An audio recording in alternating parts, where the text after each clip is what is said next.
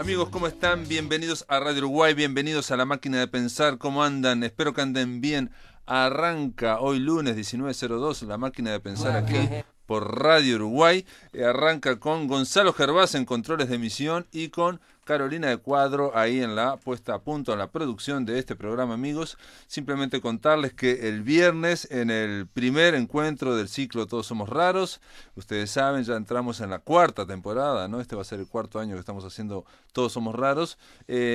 Arrancamos con María Tena, la escritora española María Tena, y Ángeles Blanco, como la contraparte uruguaya, la periodista cultural Ángeles Blanco. Estuvimos comentando la novela de la escritora española que se llama Nada que no sepas. Es una novela que ganó el premio Tusquets del 2018, hace un par de meses, allá en España. Y algo que no suele ocurrir, esa novela tiene una segunda edición, o sea, fue reeditada acá en Uruguay, ¿no? O sea, no hay que traerla desde España, sino que Planeta y Tusquets, obviamente que forma parte de Planeta, la editó aquí. Entonces estaba la gente de Planeta, le mandamos realmente un saludo, porque es la primera vez que en el Todos Somos Raros contamos con estas cosas, siempre suman, ¿no? Esfuerzos, y hubo mucha gente, estuvo muy bien, hubo mucha emoción. No siempre hay tanta emoción. María Tena realmente estaba emocionada y salió todo muy bien. El viernes vamos a pasarlo, vamos a escuchar lo que fue esa charla, que reitero, tuvo dos cosas raras dentro del ciclo Todos Somos Raros. Es la primera vez en 3 años y pico que no hubo música, lo hicimos sin música, y aparte que hablamos toda la hora, los tres, y realmente esa novela que está ambientada en el Uruguay de los 60 y que habla sobre lo que es volver después de 40 años a un país donde se vivió la infancia y donde de alguna forma la patria de todo escritor es la infancia. La propia María Tena, le ocurrió eso en la realidad, no quería volver por aquello de no ver, digamos, algo que está muy idealizado, no verlo cambiado. Y bueno, quedó fascinada. Llegó hasta a cantar María Tena, cantó El Uruguay no es un río, estaba muy, muy contenta. Simplemente esto para decirles, amigos, que salió muy bien y que el próximo va a ser en abril, va a ser el 12 de abril, y que ahí vamos a traer a un escritor y editor colombiano que tiene un proyecto muy extraño, pero eso lo hablaremos en su momento. De todas formas, decirles que estuvo muy lindo, decirles que realmente aquellos que no pudieron ir se lo perdieron, pero lo vamos a pasar este viernes, reitero, y van a poder oírlo. Este programa, amigos, hoy comienza de esta manera. Bueno, esta es la cortina para darle entrada a La Balsa de Piedra, en una edición especial de La Balsa de Piedra con Joaquín Doldán. ¿Cómo andás, Andrés? La balsa ha llegado. La balsa desde el estudio. Normalmente llamamos a Sevilla, España, para que Joaquín nos hable cada 15 días con La Balsa de Piedra para ir a distintos lados. En este caso, Joaquín Doldán está pasando estos tiempos aquí en Uruguay por el proyecto primero de El Cerro. Hicimos Sinoff, el de Mujer Migrante, en la residencia en el Florencio Sánchez, que el proyecto, digamos, continúa porque seguimos escribiendo, elaborando los textos que presentamos después de que vinimos con Manuel Machuca aquí. ¿Se fue Manuel Machuca ya, no? Se volvió Manuel Machuca, y nosotros, presentamos los textos que elaboramos. Fue extremadamente emotivo ese momento porque la gente recibió, y imagínate la sensación de haber contado una anécdota un lunes y que el viernes se transforme en una pieza, ¿no? Exacto. Causó especial emoción los poemas de Silvia Tocco, por ejemplo. Los poemas siempre tienen esa carga especial, ¿no? Las obras de teatro también tienen el encanto de las actrices y eso, y los cuentos, si bien es más difícil saborearlo. Pero tu obra de teatro no la actuaron, le hicieron lecturas dramatizadas. Que no es lo mismo que leer lo que vos leas. Sí. Igual tiene como un encanto. ¿Sabes que hay una propuesta en Madrid? Hay un teatro donde te leen teatro. ¿Te acuerdas que hablamos de Bueno, una vez de y en textos Francia, teatrales? aquí hay un autor que se llama Ricardo Grasso, que hay un par de años, que hay un festival de teatro leído en Francia. A mí me parece espectacular y algo que exportaría con los ojos cerrados. Me parece que está buenísima la experiencia. A la gente que no está muy en el tema del teatro y eso, entrar a ese tipo de literatura me parece genial. Yo dándole vueltas, hay un tema que teníamos pendientes que tiene que ver con esta segunda parte del viaje, digamos, tiene como 3 partes. La tercera es la relación con el INAE, el curso con el INAE, que estuvimos en 33 el fin de semana. en 33 hubo una feria de teatro, un encuentro de teatro, estuvo buenísimo. Digamos, en el medio, una querida relación que se gestó hace unos tiempos con Espacio Candy, un espacio que atiende a personas en situación de discapacidad. No quiero adelantar mucho porque vamos a hablar con Martín Maguna, que es uno de los coordinadores de Candy, que es una persona que maneja muchísimo y explica muy bien lo que significa los términos discapacidad, que son términos que han dado mucha vuelta, ¿no? Desde el minusválido, que se usaba antes, hasta el persona especial, persona diferente, o el que ellos un poco promueven, que es persona en situación de discapacidad. Y me parece que es un tema que tiene un vínculo con la literatura, además, muy especial, muy interesante. Yo estuve un poco revisando qué vínculo había entre la discapacidad y la literatura, ¿no? Uno pone, hasta hace el ejercicio de Google, sí, a ver qué pasa. Está el Kensaburo Oe, ¿no? El Premio Nobel de Literatura. Efectivamente. Una pregunta, Sí, pero ¿y el viaje que hiciste a Rivera y esas fotos que me mostraste? Eso que te iba a decir. ¿Eso vas a hablar después? ¿O? No, ahora mismo te lo cuento. El caso es que a raíz de Espacio Candy, una obra de teatro mía, que se llama La Cueva de los Monstruos, que es una obra que justamente es una obra para niños y adolescentes. Son 5 amigos, que uno anda en silla de ruedas, uno ciego, uno sordo.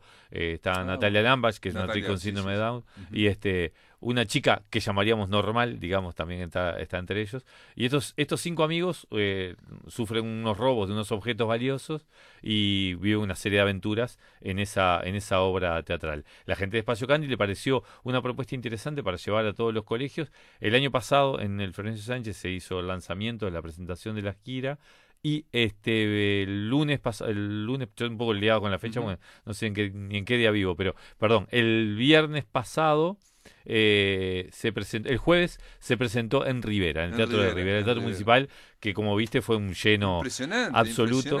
Y aparte, la verdad, muy conmovedor, porque yo la primera vez, la obra la había visto ya en el Florencio Sánchez, pero había autoridades, adultos, gente acompañando. Es la primera vez que la obra estaba para su público. Eran 1000 niños ahí metidos adentro de un teatro, aparte que con un marco de edad muy amplio, había niños realmente pequeños y adolescentes encerrados ahí en el teatro, una obra con una carga complicada. Exacto, ahí se sabe la verdad. Y la verdad que fue realmente conmovedor lo que pasó por la energía que fue un placer. Y este viernes estamos en Minas. A todo esto, la gira sigue, el viernes estamos en Minas y una vez al mes se presentará en un departamento del interior hasta que vuelva a Montevideo sobre fin de año, que estará, no sabemos bien, pero con el Y sol perdón, ¿y lo lleva este Espacio Candy? Espacio Candy, digamos, se encargó de la producción de esta pieza teatral y es un poco la que lo está promoviendo. Pero para hablar del tema de discapacidad, me gustaría hablar con Martín. Sí, porque Martín Maguna es de Espacio Candy, ¿no? Exactamente. Martín, ¿estás ahí? ¿Cómo andás? Pablo, Joaquín, muy buenas tardes, ¿cómo andan? ¿Qué tal? ¿Andan bien? Bueno. Bárbaro, un gustazo estar por acá. Martín Maguna, estás en el Espacio Candy, estás de alguna forma, está promoviendo, está produciendo esta iniciativa teatral de Joaquín Doldal. Pero antes yo te tendría que preguntar, ¿qué es el Espacio Candy? Espacio Candy es un acrónimo que es Espacio de Coordinación y Atención Nacional en Discapacidad y pertenece a la Dirección de Asuntos Sociales del Ministerio del Interior. Espacio Candy trabaja con 40 usuarios que van de lunes a viernes a un espacio que hemos creado en conjunto con ellos, que es el Laboratorio de Arte, Comunicación y Derechos Humanos, en el cual Joaquín, junto a Natalia Lambach, este próximo jueves van a estar brindando un taller de escritura colectiva, y además Espacio Candy atraviesa la perspectiva de la accesibilidad en el Ministerio del Interior, en las políticas, programas, proyectos. Lo que busca es atravesar esta perspectiva orientada por la Convención Internacional de los Derechos de las Personas con Discapacidad. Muy bien, digamos, de alguna forma, no solamente es tratar de generar políticas que apoyen todo el tema, todo este asunto, sino también tiene que ver con la creación, ¿no? Con un espacio, generar espacios de creación. Exactamente, sí. Es un espacio donde en este laboratorio funcionan talleres, en muchos casos, claro, marca artística. Inicialmente, cuando nosotros empezamos a trabajar, con nosotros, el equipo técnico que hoy conduce la institución, que empezamos a trabajar en 2014, empezamos a preguntar a la barra, al colectivo de usuarios, a ver qué le gustaba de la institución, de lo que tenían, qué cosas les gustaría cambiar, y a partir de ahí, que había muchos que les gustaba las artes visuales, el teatro, la música.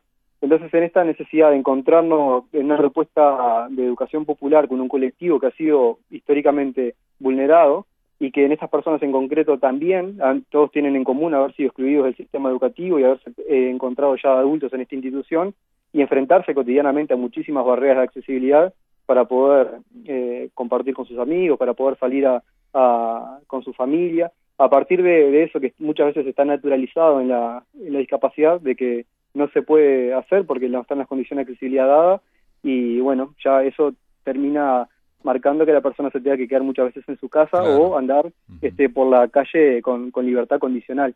Entonces, a partir de ese encuentro con el colectivo de Espacio Candy, se van generando talleres que hoy están siendo los talleres de teatro del oprimido, de danza, de artes visuales. Van surgiendo talleres por temas puntuales, un taller de sexualidad, de comunicación, de alfabetización, y todo eso se engloba en esa propuesta que te decía, que es el Laboratorio de Arte, Comunicación y Derechos Humanos. De todas formas, hay que decir que es cierto, la idea es un poco romper esa idea de retiro, ¿no? De que queden retirados. Claro, que es un lugar, ¿no? Aparte. Ponerlos en circulación. Martín es una persona con la que se aprende mucho cuando se debate, llamémosle debatir, porque en realidad cuando se comparte los conceptos que tienen que ver con el tema de discapacidad. Porque realmente la terminología ha evolucionado mucho, el enfoque ha evolucionado mucho, pero es increíble la cantidad de veces que se encuentran. El otro día hay una anécdota, él lo contará mejor que yo, con una pieza teatral que la productora que trata el tema de discapacidad, y cuando fue y compartió un momento con la gente de Candy, se dio cuenta de una perspectiva completamente nueva, y a mí realmente, que estoy en el tema hace muchos años, igual también todos los días como que te aportan luz sobre el tema por la visión, claro, particular que tienen, que en realidad no es particular, sino que es una versión crítica, dinámica, y que están todos los días analizándola sin miedo, ¿no? Por eso yo me gustaría preguntarle a Martín o proponerle que explique un poco la evolución del concepto de discapacidad y el estado actual y el concepto que maneja Candy. Bien, perfecto. Antes de entrar en eso, simplemente porque estaba esperando algún momento para aclarar algo, y es que esta obra, si bien en un principio el contacto fue a través de Espacio Candy, que nos llegó el libreto a través de Joaquín. A Joaquín lo habíamos contactado previamente porque habíamos quedado impactado por otra obra de él, que es Castigo del Cielo, de la cual también, si tenemos tiempo, podemos hablar. Pero a partir de Castigo del Cielo nos contactamos con Joaquín. Joaquín vino a Uruguay, nos visitó por Espacio Candy, nos contó que estaba trabajando en el libreto de La Cueva de los Monstruos, y a partir de ahí decidimos apoyarla.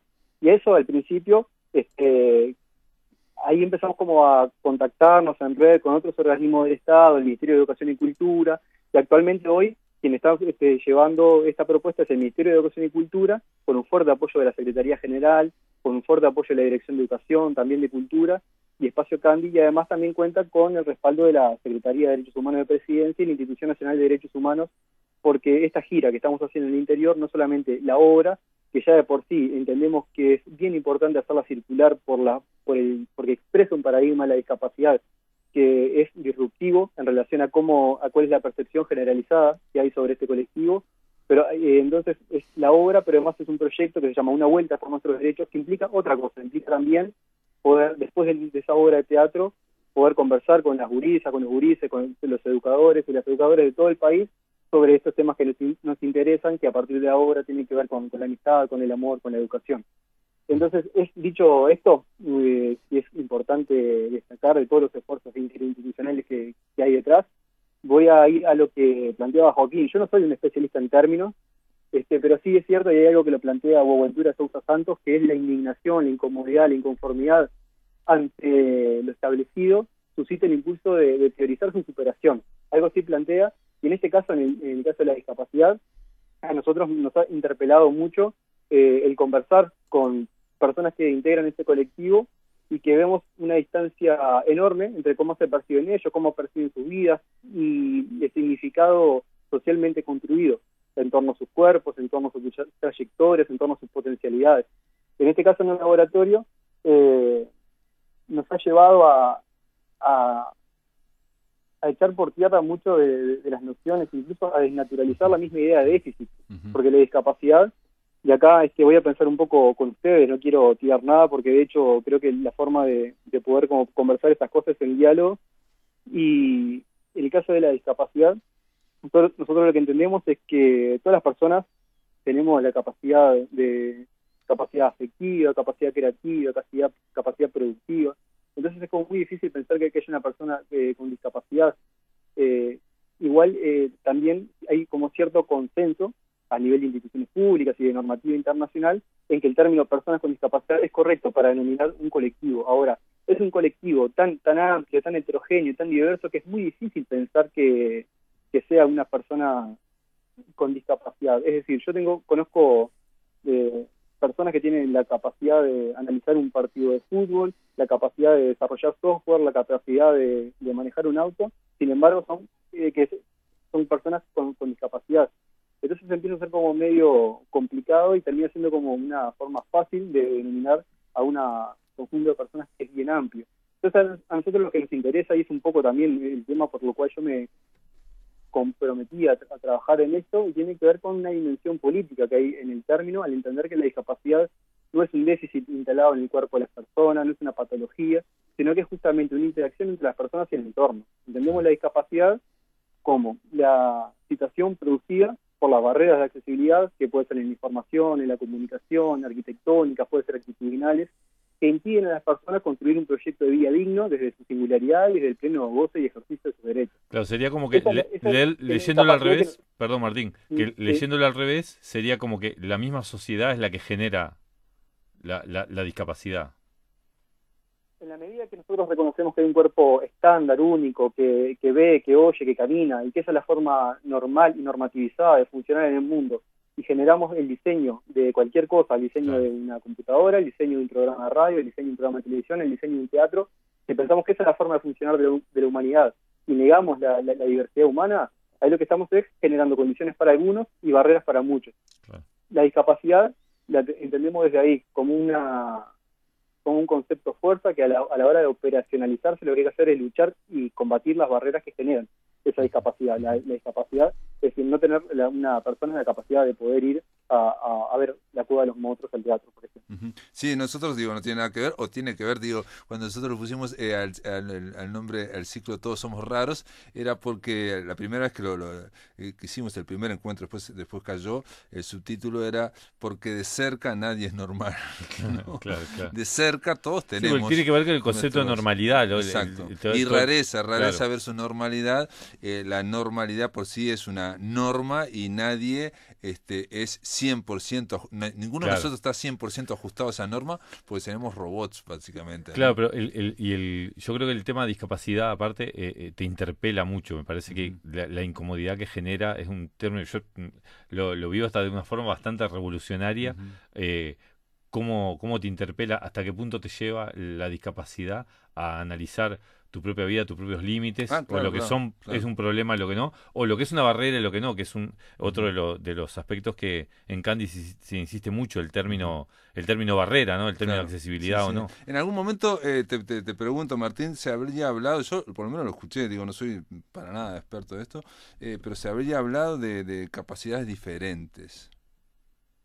Sí, era como, a ver, si pensamos porque entre discapacidad e incapacidad, en ambas palabras hay yo he oído por ahí gente que quiere desmarcar y decir, es distinto la incapacidad que la discapacidad. Y en algún punto son dos palabras que tienen un prefijo que niegan lo que viene posteriormente, que es una capacidad. O lo matizan o lo disminuyen, claro. Entonces lo que hicieron fue como optar por un término más amigable, que es las capacidades diferentes, pero también eso como que no...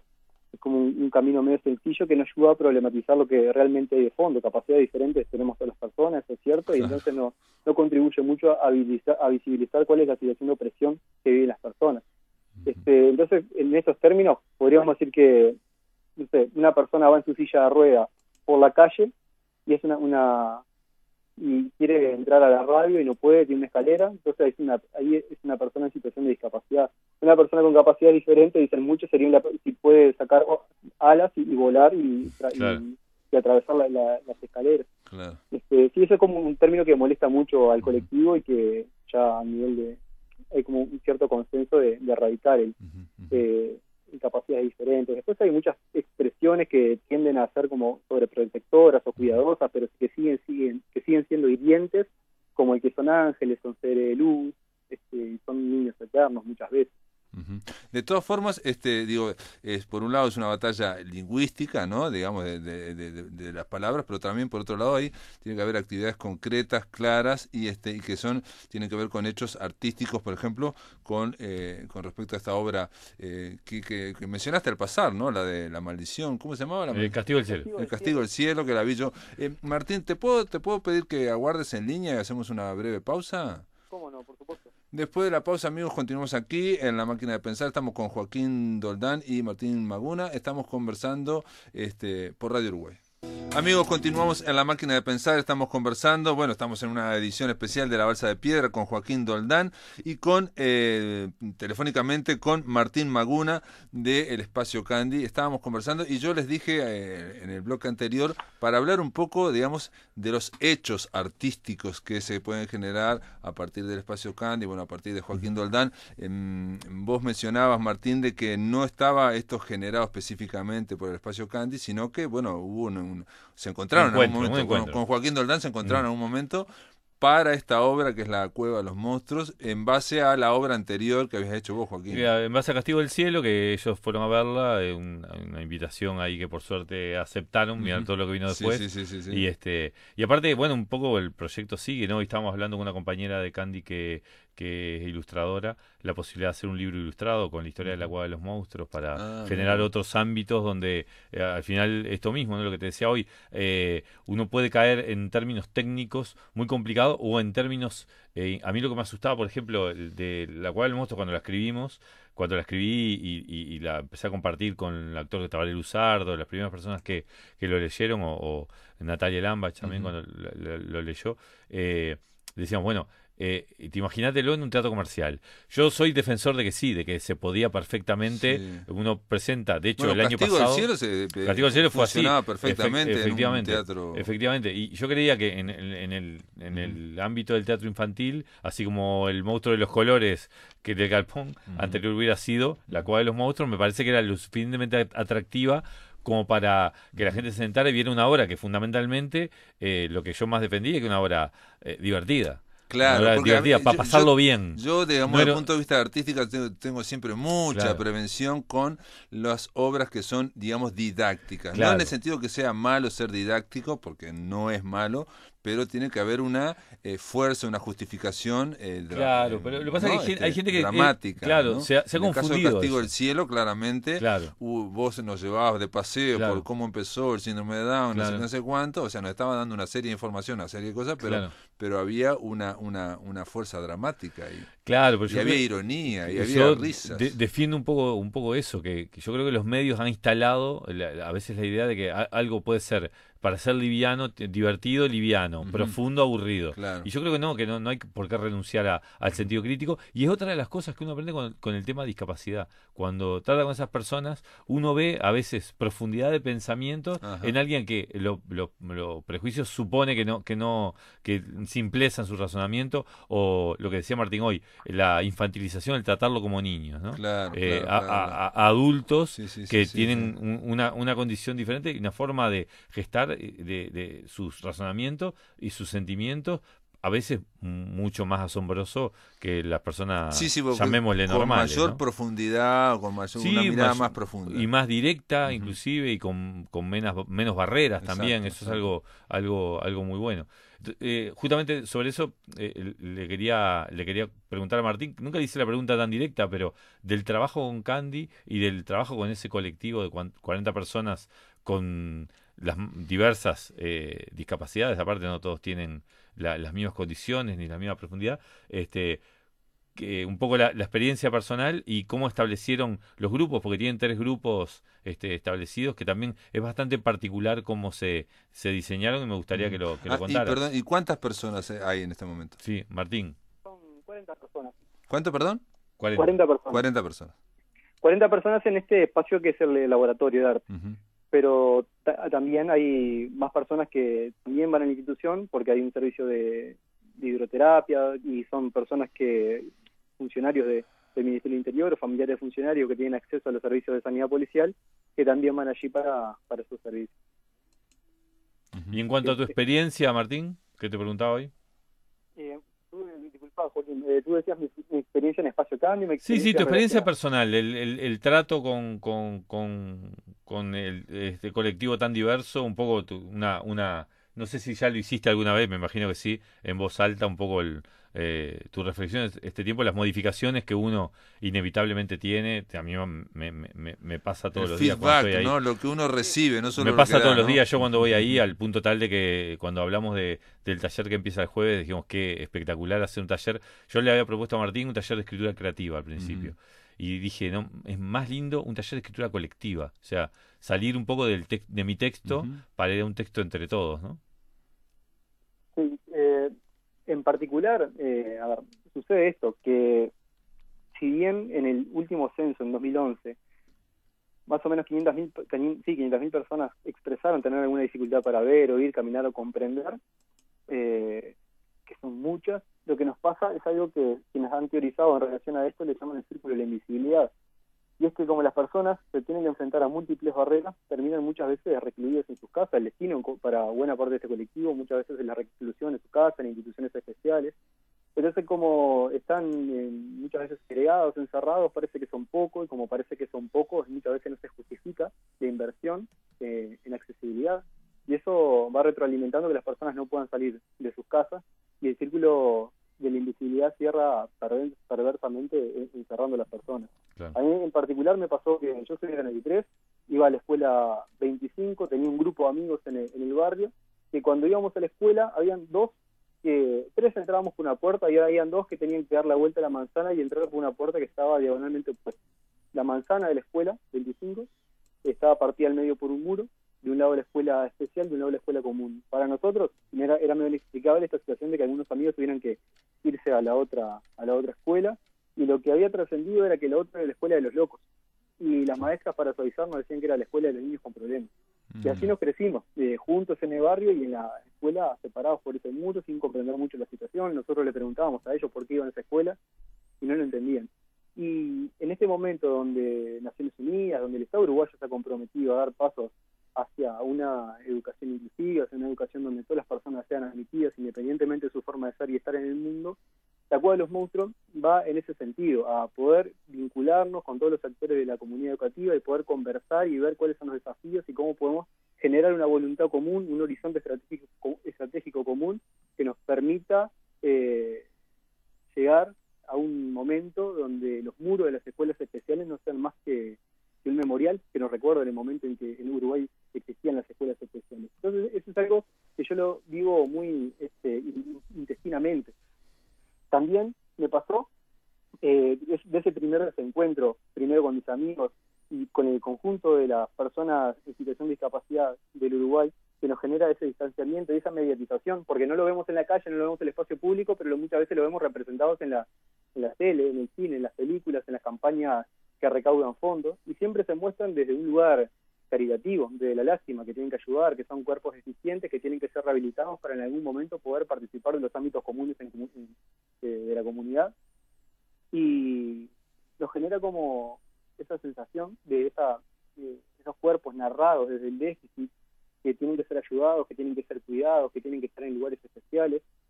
Nos genera como esa distancia que hace como muy brutal que podamos encontrarnos franca, sincera y humana y de una forma como iguales. A mí me pasó eso cuando llegué a Espacio Cambio, que intelectualmente sabía que tenía que encontrarme desde una ética de la reciprocidad, desde la igualdad, pero cuando pasaron 2-3 meses sentí como que algo había cambiado y me di cuenta que había un movimiento en relación a ese primer Martín que entró a ver a estas 40 personas, a esto que estaba pasando. Y ahí entré como a hacerme preguntas en relación a por qué esa primera sensación de extrañamiento, y ahí pude como reconstruir mi historia, pensar que iba a una escuela donde estaba separado por este colectivo de un muro. Después que el cine, en 2015 salió un estudio que analizaba las 100 películas más populares de Hollywood o más taquilleras, y identificaba que de las 100 películas más populares, ponele que fuese ese el corte más populares, por lo menos 50 aparecía en algún momento una persona en situación de discapacidad. Y de esos, el 90% encarnaba el rol de víctima, Claro. o para dar miedo o de burla. Entonces, culturalmente, en este tejido de significados que es la cultura, posicionamos a las personas desde ese lugar, es como muy difícil poder encontrarnos como iguales. Entonces, es la importancia de tener una escuela donde las personas puedan convivir desde sus primeros años. Esa es una lucha a la que llamamos también a los niños en esta gira, donde que le llamamos una vuelta por nuestros derechos, es que los niños también tomen la posta y se animen a hacer lo que nosotros no podemos hacer cuando era chico, yo particularmente cuando era chico, que no podía interpelar por qué había ese muro, por qué nos separaban. Y hoy creo que vuelvo como la vista atrás y me pongo a pensar en eso y en los niños que actualmente están en las escuelas, y creo que parte tiene que ver con esa lucha. Claro. Y me pasó de estar en Espacio Candy conviviendo con estas personas todos los días, de poder encontrarme desde lugares muy distintos. Y también de relativizar. Me pasa mucho a veces cuando estoy investigando en relación a los diagnósticos, pero ya no con un fin clínico médico, sino más antropológico, si se quiere, y de ver la distancia que hay entre lo que se narra en la historia clínica de las personas y lo que las personas... Y lo que sucede, ¿no? Lo que sucede efectivamente, lo que cuentan de sus vidas. Hay un compañero que en algún momento me hizo referencia a su problema y le pregunté cuál era el problema y me dijo que era de retardo. Y le pregunté por qué tenía un problema de retardo. Y no sabía como mucho a ver cuál era la movida. Le expliqué que para mí, si él llegaba, estábamos en el taller de comunicación, le dije que si el taller empezaba a las 10, si él llegaba a 10:30, que él tenía 30 minutos de retardo. En este caso, ¿cuál es el retardo del que estás hablando? Claro. Y se empezó a reír y empezamos a ver, bueno, a ver, vos así, tal cual sos, ¿te sentís bien? ¿Querés ser así como sos? ¿O te gustaría ser de otra manera? No, quiero ser así como soy. ¿Te gusta ser retardado? No. ¿Pero te gusta ser como sos? Sí. Entonces, bueno, hay una distancia entre el diagnóstico y la forma en que vos te percibís. Hay una distancia entre ese significado, lo que significa el retardo en nuestra sociedad, y lo que esa persona se percibe. Si te tuvieras que diagnosticar, ¿qué diagnóstico te pondrías? Ser humano. Ese es el diagnóstico que se pondría. Sí, bueno, eso es lo que hay que desarrollar, ser humano, porque nacemos personas, pero hay que desarrollar el ser humano. No sé, Joaquín. Sí, Martín, que tenemos poquito tiempo, te quiero dar las gracias y nada, como siempre, un aprendizaje hablar contigo y nos vemos mañana. Es así, con Martín nos vemos todos los días. Lo mejor en la experiencia en Minas, que van a hacer en el teatro. Sí. Y yo quería leer algo de Aute que puse ayer, que dice, una canción de Aute que dices que el semejante es como otra manera de ser uno mismo, que lo que nos separa es algo tan endeble como lo distinto. Ahí va. Y para terminar, como siempre hago una recomendación, me gustaría recomendar a la gente, búsquenlo porque es espectacular. Se llama Retrón y dice, querer es poder a veces. Y es de Raúl Gay, que es un español que hizo este libro espectacular, narra la vida de él, tiene una enfermedad rara que le hace tener tuvo grandes problemas de accesibilidad. Es un libro espectacular. Joaquín Doldán, lo hablamos en otro momento. Gracias por estar acá, Joaquín. Un abrazo. Martín, te mando un abrazo. Continuamos después de la pausa, amigos, por Radio Uruguay. Amigos, continuamos en La Máquina de Pensar. Ahora vamos a cambiar de tema. Vamos a darle la bienvenida al poeta, gestor, ensayista. ¿Cómo le va, Martín Barea Matos? ¿Anda bien? ¿Qué tal? ¿Qué tal todos? ¿Qué tal, Pablo? Organizador de mundiales, un hombre que no juega al fútbol, pero sí juega al fútbol en poesía. El mundial poético, se viene un nuevo mundial poético y bueno, a mí me desubicó un poco porque el anterior fue en noviembre del año pasado. Yo no me acordaba, pero bueno, a esta altura todo el mundo se mueve así. Y ya hay otro. Ya hay otro. ¿Cómo es eso? Y recién hablábamos, yo te decía, no, fue hace 8 meses. Y no, fue hace 4. Fue hace 4 meses, exactamente. 4, sí. Y el próximo empieza el 29 de marzo al 5 de abril, o sea que en 4 meses arranca el segundo, digamos, en marzo. O sea, estamos ahora, de este próximo viernes al otro viernes, sin pausa, todos los días aquí en Montevideo. Bueno, recorriendo distintos centros culturales, salas de teatro y demás. Y bueno, y se nos pegó esta edición número 5 del Mundial Poético, porque claro, estamos en año electoral. Y en general los festivales los hemos hecho entre octubre y noviembre, y este año sería imposible hacerlo. Entonces, terminado el festival de noviembre del año pasado, en diciembre, dije, sigo con el envión, y entonces no cerré la oficina y seguí para adelante, y entre enero y febrero se configuró el festival. Esa fue la realidad. Estamos hablando que, como siempre pasa con el festival, con el Mundial Poético, que van a venir, bueno, no solamente poetas de Argentina, estoy viendo de Perú, de Cusco, de Colombia, me sorprende mucho también de México, de allá de Chiapas, van a venir también obviamente de Chaco, Resistencia Argentina, ya lo mencioné, de Haití va a venir un poeta haitiano, digo, por ejemplo, Jean-Jacques Pierre Paul. Jean-Jacques Pierre Paul y JJPP. Y va a venir también de Holanda, una poeta de Holanda. Sí, y Rosalie Hirst, que además, gracias a la Literature Dutch Foundation de Holanda, hemos logrado conseguir un doble fondo para traer a Rosalie Hirst y para publicar un libro, edición de Yauguru, bueno, con el fondo holandés. Todo laburos y locuras, pero que ya está, salió de imprenta y se presenta en este mundial. Perfecto. Y obviamente es un libro, obviamente castellano, ¿no? Sí, o sea, sí, traducción, es un libro de 30 poemas traducidos al español que resume, es como una antología personal. Primera vez que aparte publica en español, así que la primera edición de Hirst al español es de Yauguru. Perfecto. Capaz que tiene un éxito, no sé, como Trastromer, que fue el primer libro editado en castellano, fue acá en los 90.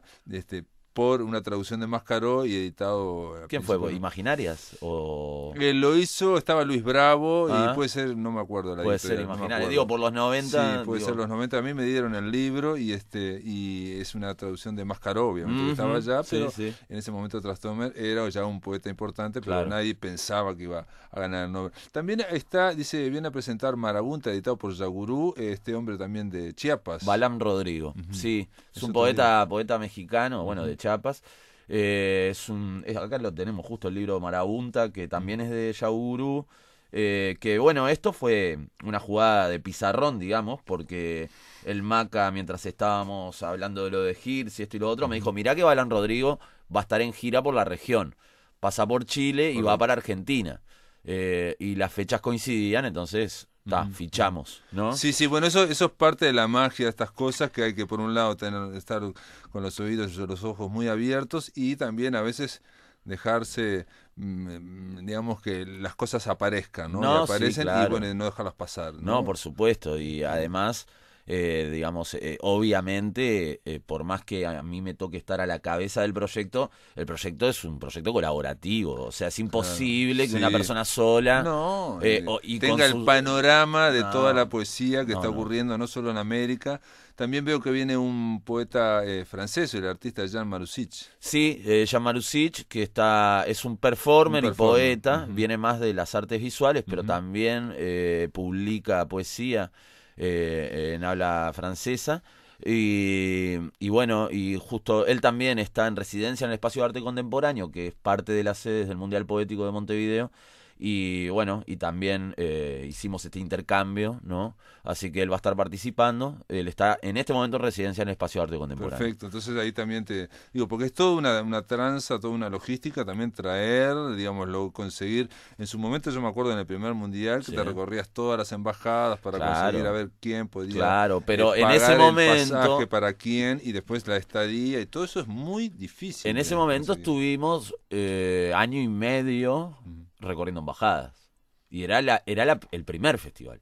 Entonces, no solo había que convencer de que eso era posible hacerlo, entonces llevaba mucho tiempo. En este momento, ya ahora vamos a tener 5 festivales, es más fácil, porque ya tenemos material audiovisual, afiches, en fin, digamos... Y yo me imagino que los invitados también ya conocen el Mundial de Montevideo, y ya les interesa, ya ponen ganas, bueno, y ahí también ponen hasta un sacrificio con tal de estar también, Sí, eso es importante, que no es lo mismo al principio. Y es visible, claro, al principio no existía. Y nadie te puede creer que vos vas a hacer una cosa espectacular hasta que... Al principio no existíamos, pero claro, en el primer festival contamos, entre otros, con la presencia de Raúl Zurita, que hacía 25 años que no estaba en Montevideo. Entonces, esa chapa ya nos puso, claro, digo, nos vio el continente entero, claro, ¿no? Claro. Porque a Zurita se lo sigue, ¿no? Después vienen algunos que ya han venido otras veces y no está nada mal. Pedro Lago, Pedro Rocha de Brasil. Bueno, los cariocas, los sí. Cariocas. Los poetas También cariocas. viene, que creo que no sé si había venido, Pedro Tostes de No, San Pablo, él nunca Paulista, vino, ¿no? él nunca vino. Pero sí, nuestros tres, Pedro Lago, Rocha y Amora Pera, son...